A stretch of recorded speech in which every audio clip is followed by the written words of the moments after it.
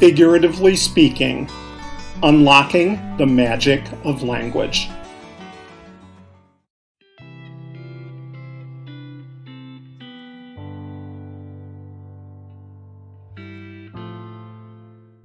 Hey there, students. Welcome to Figuratively Speaking, Unlocking the Magic of Language. I'm your host, Jim, and today we're going to take your writing to the next level by exploring the exciting world of figurative language. Figurative language allows us to express ourselves in unique and creative ways, helping our words come alive. So, are you ready to dive in and discover the fascinating types of figurative language? Let's get started.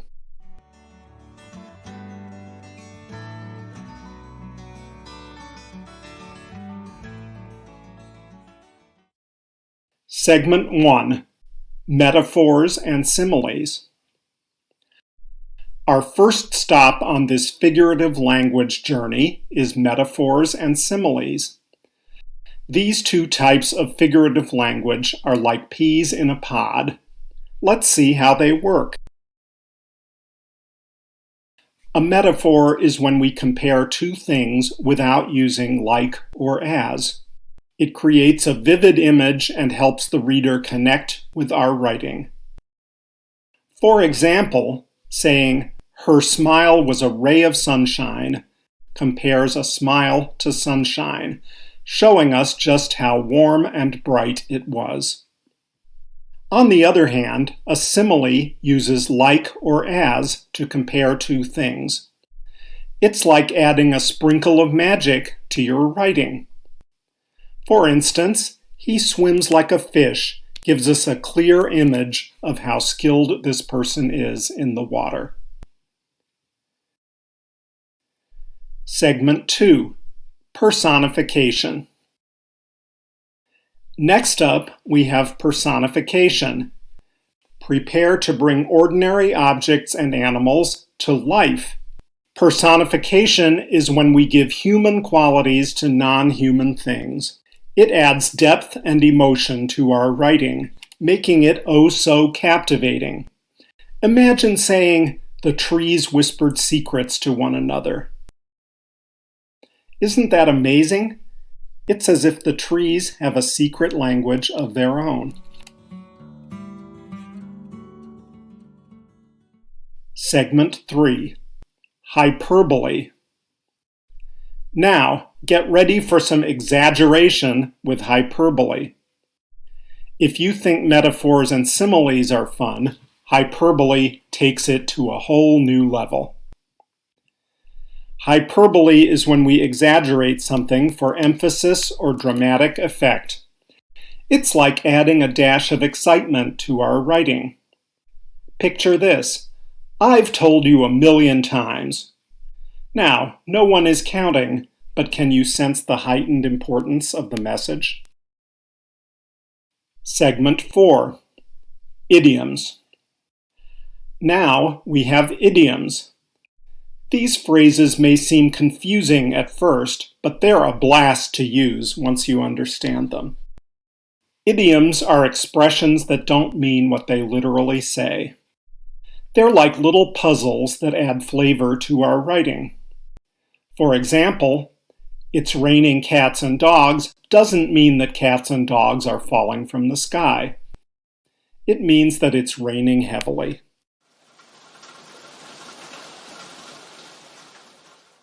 Segment 5.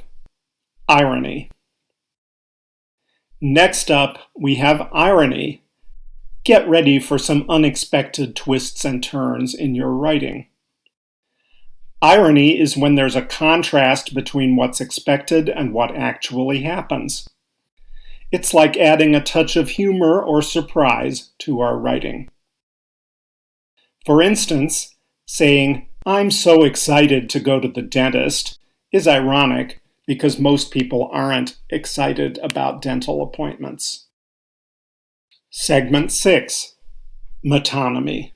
Have you ever heard of metonymy?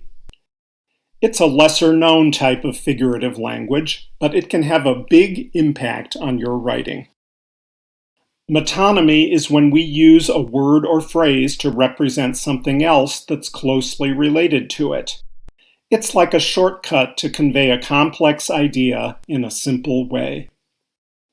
For example, saying, "The White House announced a new policy," uses White House as a metonym for the U.S. government. Segment 7. Symbolism. Next up, we have symbolism. This type of figurative language is all about using objects, colors, or other elements to represent deeper meanings. Symbolism can add layers of meaning and emotion to our writing. For instance, if your piece of writing describes a red rose, that could symbolize love, or a dove could symbolize peace. It's like creating a hidden message that only those who pay attention will understand. Segment 8. Alliteration. Next up, we have alliteration. It's the repetition of the same sound at the beginning of multiple words in a sentence. It's like a tongue twister that can make our writing more memorable. For example, Peter Piper picked a peck of pickled peppers. The repetition of the P sound creates a musical quality to the sentence and makes it more fun to read. Segment 9. Anaphora. Anaphora is a type of repetition that involves repeating the same word or phrase at the beginning of multiple sentences or clauses.